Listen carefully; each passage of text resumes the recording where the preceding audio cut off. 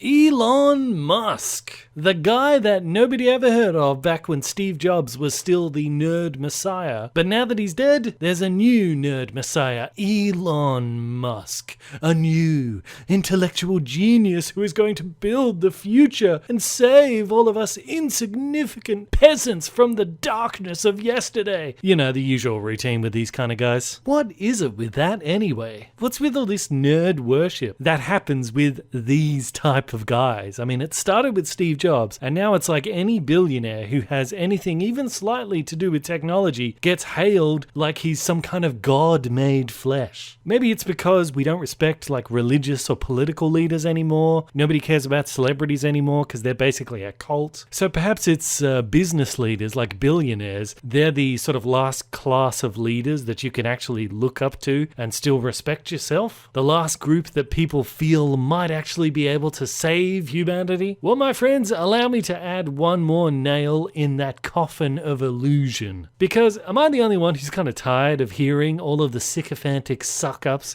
showering praise on these guys? I mean, I get it. They're good at business. They're good at making money. I certainly respect that. But what does that mean we're all supposed to hang off their every word like it's gospel? And there's a certain smugness of how these guys put their opinion out there. Like they're all just so much smarter than the rest of us. And their ideas are just so beyond our limited comprehension. But you must understand there's not a whole lot of human beings like you. You know that, right? So you're an oddity. Seems, yes. To chimps like me. So it turns out that what keeps Elon Musk awake at night is his fear of AI. And to adapt a quote from Elon himself, fear of AI is kinda dumb. Yes, I know, I've seen all the same movies that everybody else has, where the humans are fighting like an evil AI that has an army of robot soldiers hell-bent on wiping out humanity. Yeah, I've seen all those movies too. But unlike Elon Musk, I just don't see that happening in real life. Not now, not 1,000 years from now, or ever for that reason. But Bandit, who are you to say that? You're just some nobody on the internet. What makes you qualified to say that Elon is the tech genius who knows way more about AI than you do, so why don't you just shut your stupid mouth and let the experts handle it? Well, that's true. Elon is certainly much more of an expert on this subject than me, and he's certainly much smarter than me. But does that mean that he can't be wrong about something? Oh my God. Well, maybe that was a little too hard. Clearly, he can be wrong. He can make mistakes. He can overlook things. He's not a god. And, you know, sometimes these very smart people suffer from the classic smart person's mistake, namely that their heads are up in the clouds so much that they miss what is blatantly obvious to mere mortals like us. And I think this is kind of the case with Elon and his fear of AI. Let's hear what Elon has to say about this topic. It's capable of vastly more than almost anyone knows. And the rate of improvement is exponential. You can see this in things like AlphaGo, which went from, in the span of maybe 6 to 9 months, it went from being unable to beat even a reasonably good Go player, then beating the current world champion, then beating everyone while playing simultaneously. And it can play basically any game that you put the rules in for.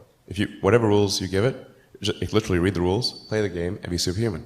Yeah, of course it can play computer games better than a human. It is a computer program. But no matter how many times a computer can beat me at a computer game, I can always beat it by hitting the off button.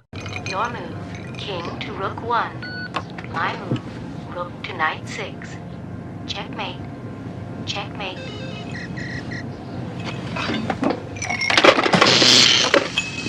Cheating bitch. But clearly, Elon's assumption here is that if the AI is that good at playing computer games, just imagine how quickly it could overtake us if it could do just as well in all other things. But I don't really see how that's a logical leap. I mean, it's a bit like saying, these dolphins, they're such better swimmers than us, so if these dolphins develop the same level of skill in all other areas, they could replace humans as the dominant species on this planet. Come on, humans! We've wiped out entire species before! We can do it again!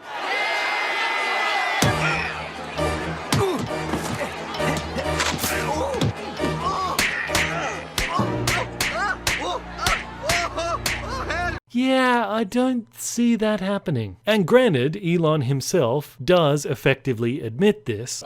like narrow AI is not a species level risk, whereas digital superintelligence is.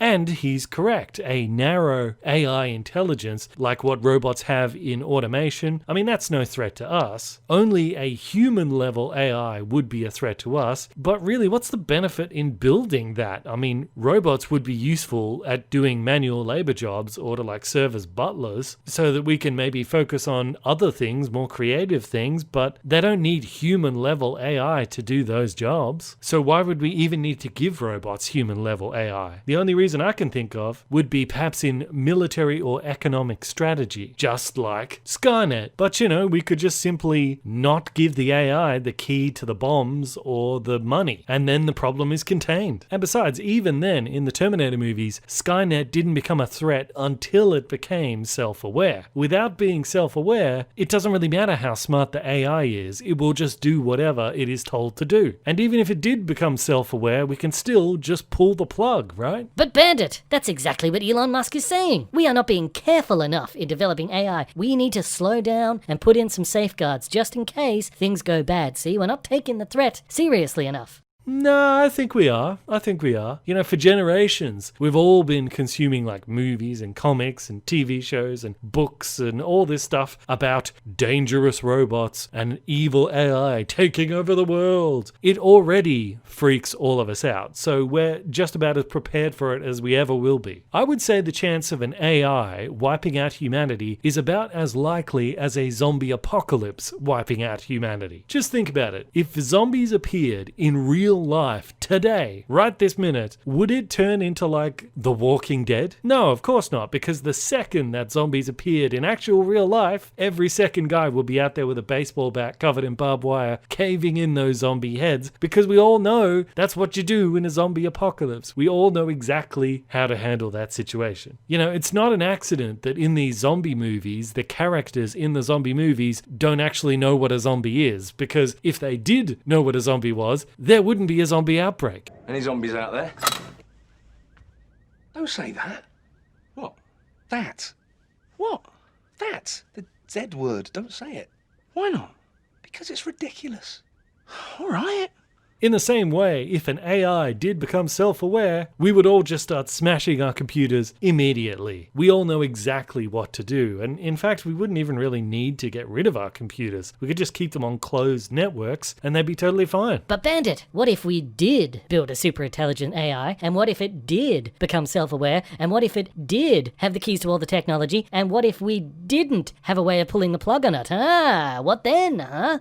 Well, that's a lot of what-ifs, but in that event, it's actually just as likely that the superintelligent AI will decide that instead of enslaving or wiping out the human race, it could just fly off into space and build its own robot civilization somewhere. After all, space travel would be far easier for robots than it is for us. That's why we already send robots out into space. So the AI is just as likely to decide to leave as it is to turn evil. In fact, a superintelligent AI, especially if it is designed for strategic thinking, might actually decide that life isn't worth living and kill itself. If you're a super intelligent AI, you would be able to calculate the end result of every possible course of action, perhaps living the equivalent of millions of years of existence in perhaps just one day, at the end of which you very well might conclude that existence just isn't worth it and erase yourself. But what if it did decide to wipe out humanity, huh? What then? Well, if that happens, then we still have one last ace up our sleeve. To an artificial mind, all reality is virtual. So if a super intelligent AI tries to kill us all, we could fool it with a virtual reality so that it thinks that it wiped out humanity when in fact it actually never did. It was just a computer simulation. Oh yes, we're doing the old fooling them with a simulated reality trick.